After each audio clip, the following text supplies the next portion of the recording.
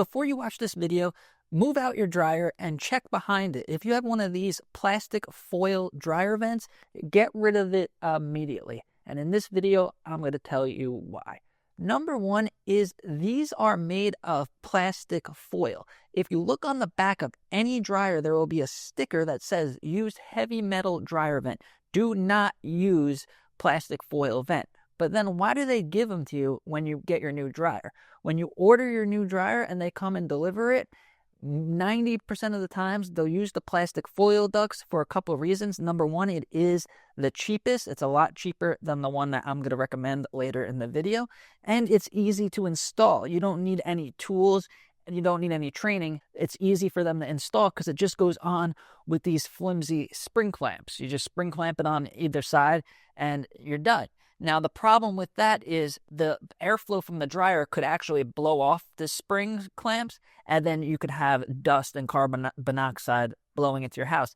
Next is these vents aren't 100% sealed. If you take a light and if you turn off your lights and take a flashlight and shine it in there, you'll see a bunch of light getting out. That means dust and heat are going to get back into your house, which isn't good. But what's even worse is if it's a gas dryer, you're going to be getting carbon monoxide coming back into your house, which is super dangerous.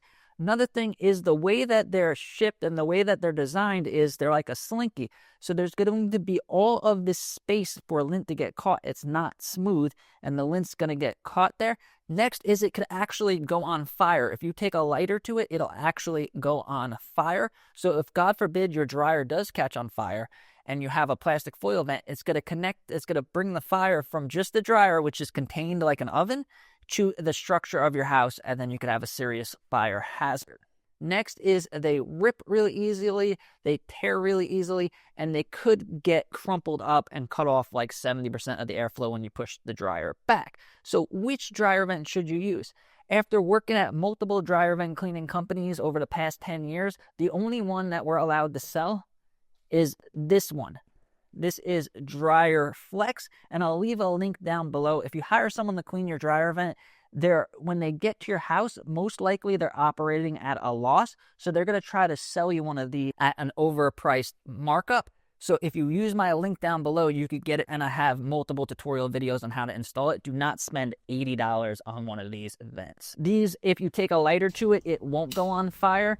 They compact all the way down like this, but then they go all the way out to 4 feet if you need to clean behind your dryer, and they hold their shape much better. So you could put it like that and it's going to stay like that. You could put it like this, it's going to stay like this, and you want the smoothest angles. You don't want hard right angles. So with this vent, you could get it at the perfect position. It's tough but flexible. I've actually ran over these with my work truck before, and they're a little bit flattened, but they still stay intact.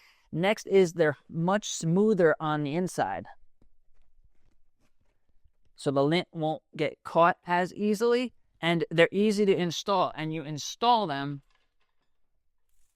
with one of these clamps, and then you use tape, and then they're completely sealed, and you don't have to worry about any carbon monoxide, any heat, any dust getting back into your house. And if you want to get this at the best price, click the link down below and watch this video on how to install it yourself and save some money.